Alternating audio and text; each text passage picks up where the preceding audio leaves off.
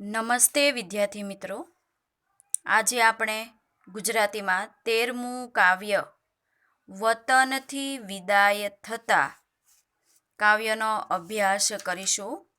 એમાં સૌથી પહેલાં આપણે કવિ પરિચય જોઈએ. તો કવિ પરિચયમાંથી પ્રશ્નો પૂછાતા હોય છે, એટલે એના વિશે પણ માહિતી જાણવી ખૂબ જ જરૂરી બને છે. તો અહીંયા કવિ છે જયંત પાઠક. તેમણે ઘણા બધા પુસ્તકો લખેલા છે. એમાંનું આ કાવ્ય છે વતનથી. વતન એટલે શું થાય છે કે જ્યાં આપણો જન્મ થયો હોય તે, જ્યાં આપણે જન્મથી લઈ અને મોટા થયા, જ્યાં હાલતા ચાલતા દોડતા એકબીજા સાથે રમતો કરતા, ગામની પાદરોમાં જંગલોમાં ખેતરોમાં જે ફરતા હોય ત્યાંની જે યાદો છે એ ત્યાં આપણે મોટા થઈએ, નાનાથી જન્મથી તો મોટા થઈએ ત્યાં સુધી, અને જ્યારે એ જ જગ્યાને એ જ વતનને છોડીને જવાનું થાય ત્યારે આપણી પરિસ્થિતિ કેવી થાય છે એ પ્રકારનો અર્થ સમજાવતો આ કાવ્ય છે.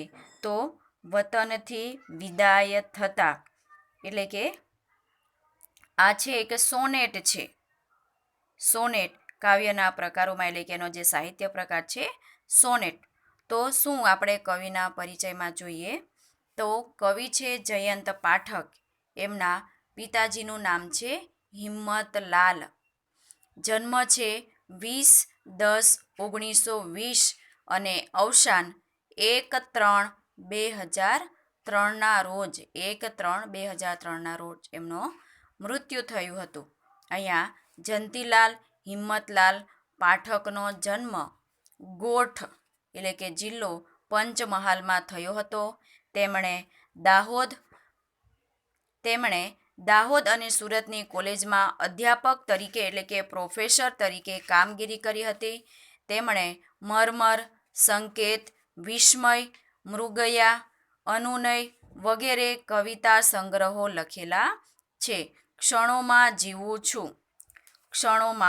જીવું છું તેમની સમગ્ર કવિતાનો ગ્રંથ છે.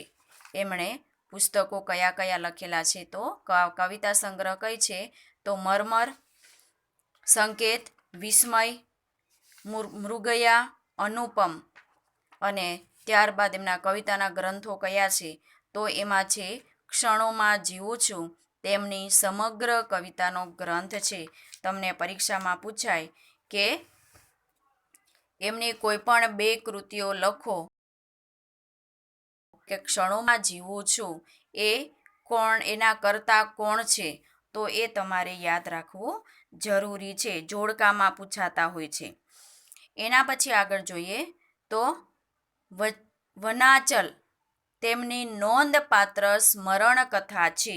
વનાચલ એ કોની સ્મરણ કથા છે તો જયંત પાઠકની. એ પ્રકારે પ્રશ્ન પૂછી શકે.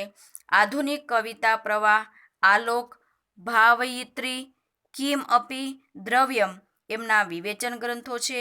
તેમને ગુજરાત સરકાર તરફથી રણજીતરામ સુવર્ણચંદ્રક, ત્યારબાદ ગુજરાત સાહિત્ય અકાદમી એવોર્ડ, ગાંધીનગર અને સાહિત્ય અકાદમી અને દિલ્હીનો એવોર્ડ પ્રાપ્ત થયેલા છે. એમની સ્મરણ કથા કઈ છે તો એ આવશે વનાચલ. અને આધુનિક કવિતા આલોક, ભાવયિત્રી, કિમપી દ્રવ્યમ તેમના વિવેચન ગ્રંથો છે. તેમને રણજીતરામ સુવર્ણચંદ્રક, ગુજરાત સાહિત્ય અકાદમી, ગાંધીનગર અને સાહિત્ય અકાદમી દિલ્હીનો એવોર્ડ પ્રાપ્ત થયેલા છે. અહીંયા જે કાવ્ય છે એ કાવ્ય દ્વારા આપણને 100 સંદેશો મળે છે.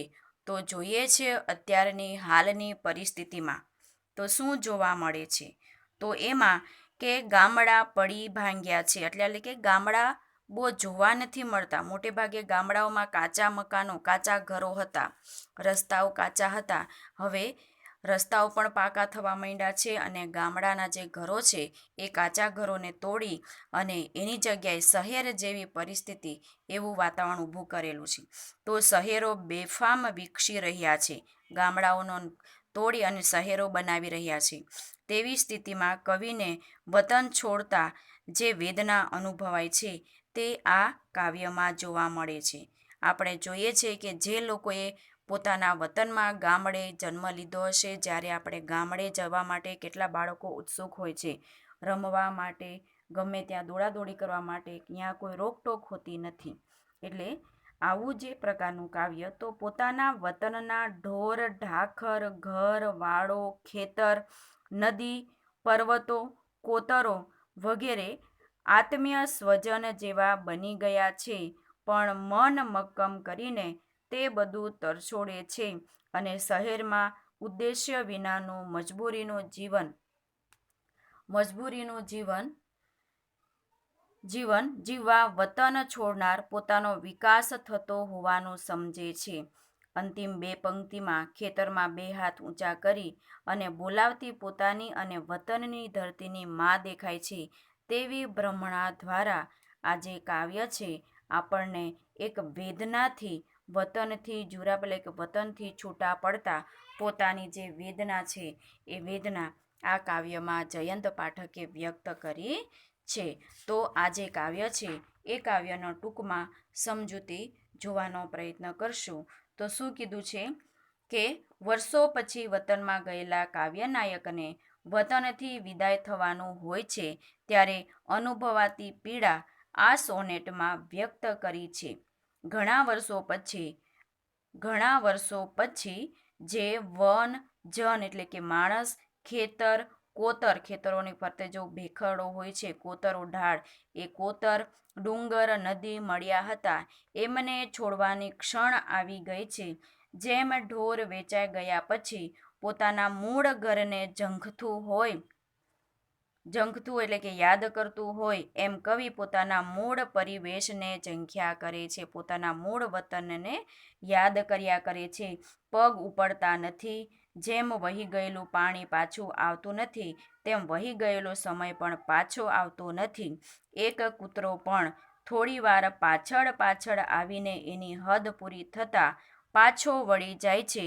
એ સ્વાભાવિકતા ભર્યું આલેખન થયું છે. અંતે કાવ્યનાયકને ભ્રમ થાય છે કે જેમ બાળક રિસાય અને તેની માં એને પાછું બોલાવતી હોય એમ મને માં બોલાવે છે, પણ માત્ર એ ભ્રમ છે, આમ હકીકત નહીં.